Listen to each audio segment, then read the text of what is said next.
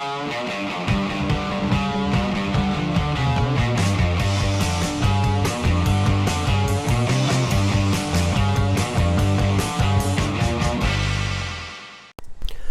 video we start with a hydration chart. Am I hydrated? Aim for clear urine at least 10 times a day. Eat a diet rich in fresh fruits and vegetables. Drink a quart of water before meals. Thank you. So I'm down the bottom of Norton Summit. This is a 5.6 kilometre climb. It's what we call horse category locally. But seriously, Norton Summit, one of the most popular climbs in the world. I'm waiting for a bunch to come past and I have the GoPro on. I'm going to attack on the back of the bunch. I'm going to break it down the climb, what happens, when to attack, when to stay. Let's do it. So welcome to a little tutorial on how to use a power meter. There's my little face saying g'day. I'm going to jump on the back of this bunch. This is Norton Summit, South Australia, November 2013. Fast bunch. Look at them. Already smashing it at the start. So we're going to use a power meter on this one. Going to jump on the back of this little train. These guys are very fit bunch here. Some of the fittest cyclists in South Australia, and they climb exceptionally well. You can see the right at the back already got good cadence, very fast bunch. We're zooming up this climb. This climb's about 5.6 kilometers long. It's around 5-6% gradient, and it's called Norton Summit. So I'm sitting on the back here, got the GoPro camera on. I'm riding my Giant TCR. I've got a Stages cycling power meter fitted, and I'm using my Garmin 800 to record the data. Now I'm sitting off the back here. Ideally, I should be right up there, but I'm just checking out the camera, saying g'day again. So the guys are pushing a little bit too fast, I think, on this section. The wattage was a bit high. Ideally, for a better pace climb, you want to drop it back and have an even split. So we're doing I'm doing 400 watts here approximately. Sitting about 400 watts, and I'm 66 kilos. So definitely, these guys are going too fast for a really good time up here. You can see the right on my left here, very smooth, very efficient, high cadence, looking good. Man to watch, a man to watch. You can see up there, the guy out the saddle. It's like Alan Gill, very experienced rider. Pretty sure he went to the World Champs back in the 80s. Quite experienced rider. I would suggest my critique of his form, where he pushes the big ring. He pushes the 53 all the time up the climbs. I would like to see him spin it more, and he would, in my opinion, get more power to the rear wheel. Because right now he's torquing the cranks, but he's not getting the power because his cadence is still a little bit too slow, I feel. That's my suggestion there. But if Al got a Stages power meter on his 9,000 cranks, he would be able to see what I mean. The guy in front of me, directly in front of me, high cadence there, looking good. Another good ride. All these guys are very fit, exceptionally fit athletes. There's not many people that can go fast, and a lot of these guys up climb. You can see this guy here on the right. He's coming back. He's on the Cannondale Evo. Quite a large chap, but he has an extremely large cardiovascular system. You can tell because he's quite heavy, but he's still keeping up with us. He's still putting out the power. So his cardio system is quite impressive. You see on the left here, we're passing some cyclists. We're past them like they're standing still. That's what I mean. These guys are fit. This is a fit bunch. If you want to get fit, you got to train with fit riders, 100%. You're not going to get fitter hanging out with people you can beat. Passing more cyclists. Look at them. It's like they're standing still. So we're just zooming past. Ideally, I should be closer drafting, but I want to get the good camera view. This hill today, good conditions, not much wind, so pretty good conditions for a fast time. And now the pace is starting to get a bit more frisky. Some of the guys up the front are getting frisky. They're getting excited. The first hairpin's coming up, and now you can see the pace line is going into single file. That's how you tell a bunch is going fast. When riders are two abreast, they're going easy. When it's single file, it's all out. It's strung out. So this is good training. This is awesome training. This is what I live for. This is really good fun. Good workout in the fresh air. Look at those trees, all that fresh oxygen. It's fantastic. In the Adelaide Hills, best training grounds on earth. So you can see the rider on the back there, still good cadence, very smooth, relaxed upper body, good breathing, good cadence. The man to watch, in my suggestion. The big guy is still doing well. He's probably doing the best out of anyone. I'd say his cardio system would be the best out of all of us, because for him to be able to push that much mass up a hill, for so long, that indicates an extremely advanced cardio system. So if you got him on the high carb vegan diet and he lost 30 kilos, he would be just incredible, just insane. So he's obviously gifted with some good genetics, and he also knows how to push himself. So that's a good suggestion there. That's the beauty of the power meter. The power meter doesn't lie.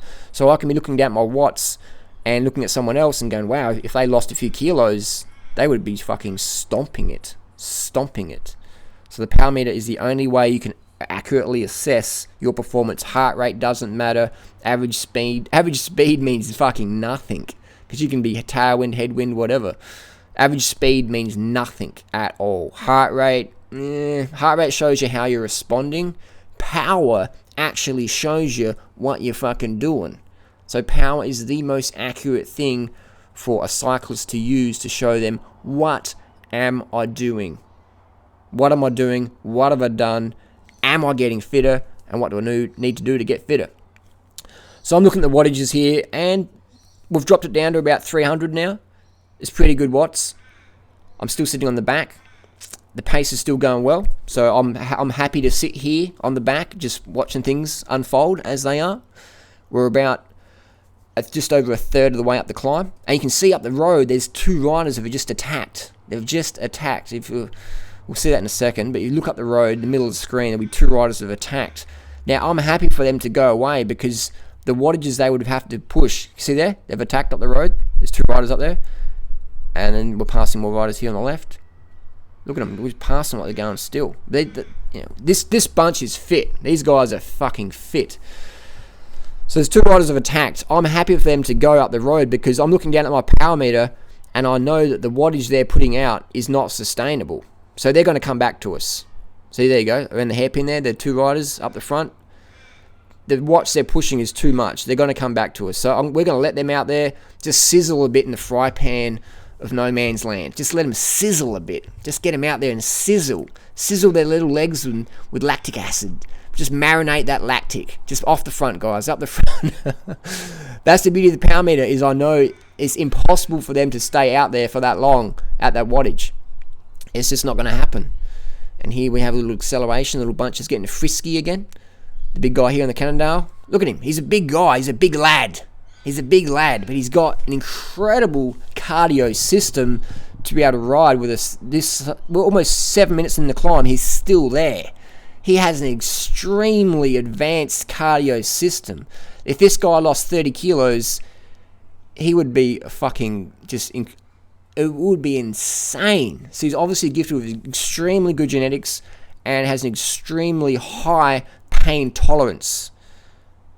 Fantastic effort by this guy. I'm not sure what his name is, but he's on the Cannondale Evo, and he's doing really well. He's about to pop off the back, but he's done very, very well.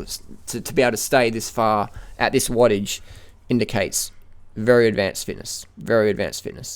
And we can see here the pace is about to... There's a motorbike there. 2 motorbikes. 3 motorbikes. You see the cadence of this rider in front. This is Alan Gill, the Maverick Seriums. That cadence for me, a little bit slow, a little bit too low. He's losing power, but he's getting the torque. I would like to see the cadence up a bit, around 80. My cadence for this climb was 98. So when you have a low cadence of around 70, which I think ours is 60, 70, then your legs just get really... They fatigue quicker. So spinning's the go. The pace, you can see the riders up the front getting frisky again. This guy, Cannondale man, is about to lose contact. So we're going to move around him.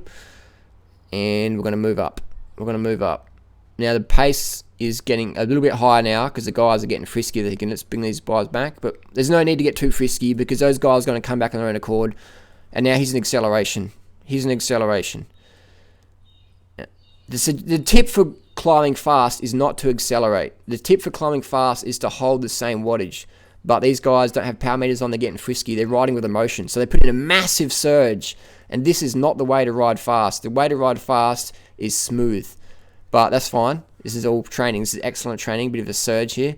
So I'm banging out around 550 watts here to get back on these guys. They're sprinting up the climb. Sprinting. Powering up. But it's not good for fast times because you build up lactate. So we're back on the train again. Now we've got a few riders here. They're trying to bring back the other guys. But now what's happened is the wattage has dropped back. But everyone's got their legs full of lactate. So what would have been a smarter move is if we just rode to power and just kept it constant instead of yo-yoing the pace. But because these lads don't have power meters, all they can do is ride to emotion. And if you ride to emotion, you're always going to ride slower because you're going to push too hard. You're going to push too hard and then you're going to have to slow down to recover. With power meter, you can pick your number and just fucking hold it. And that is the way to climb faster. That's why if all these guys had power meters on, they'd be shaving at least a minute off their Norton Summit time because they could just ride to power instead of riding to emotion and getting excited and attacking and slowing down and attacking and slowing down and just getting to the top of the climb with lots of lactate. So we're 10 minutes in, about 5 minutes left in this climb. The pace has slowed down again. Some guys are going to come back on me in a minute, but we're making a little bit of ground on the two escapees. And I'm happy with the power we're putting out now, so I'm going to sit back here and just watch it. Just sit back here and just chill and enjoy. The guy in front of me here on the Colinago, good cadence, pretty smooth pedaling of style. All these guys are pretty smooth. All these guys are very experienced. Many years of cycling in their legs. Very experienced. We're about to pass another rider on the left. This guy in the red must be thinking, those guys on EPO. Look at them. They're zooming past. So you can see here the riders here. Good cadence. Smooth cadence. Smooth pedaling action. Doing well. The guy in the front there, he was on the back at the start. Again, the man to watch. Very smart rider. But he's thinking, all right, guys, I'm going to set the pace and I'm going to ride up here. Going to ride it up here. So all these guys on fancy bikes, nice bikes. Norton Summit, Adelaide, Australia. One of the most popular climbs in the world. Temperature, it's about 15 degrees Celsius. And we're approaching the last hairpin on Norton Summit. Zooming around. It flattens off a bit here. And the speed goes up. You can see the cadence going up a little bit there. The last hairpin. This is where it gets pretty feisty. People get pretty frisky. Get excited because the last few minutes are approaching. So we're riding along here. The two guys, the two escapees, are still up the road by about 15 seconds.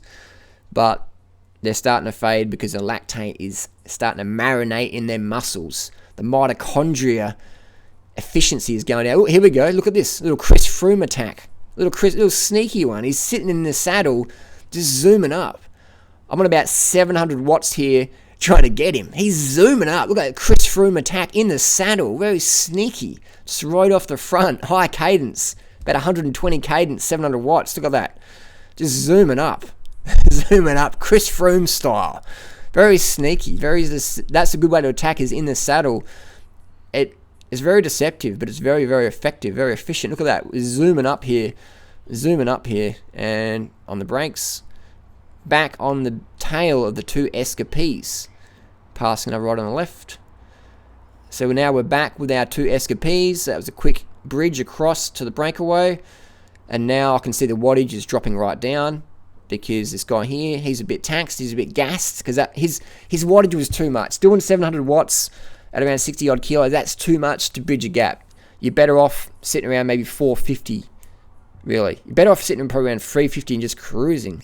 So the pace is dropping down. I can sense everyone's fatigued. This is the time for me to say, guys, it's been nice riding with you, but I've got to get to the start line. I've got to get to the finish line, rather, and I've got to get there first. And no one's coming with me. So, so I can see the wattages coming down. The guys are getting fatigued. And now it's time for me to say, sayonara. Sayonara, fellas. It's time to go to the finish line for the Strava UCI points. So now I'm sitting on about 400 watts. I know I can hold this for a few minutes, and I know no one else is going to be able to hold it with me. So I'm just going to sit on this wattage. I'm not going to accelerate.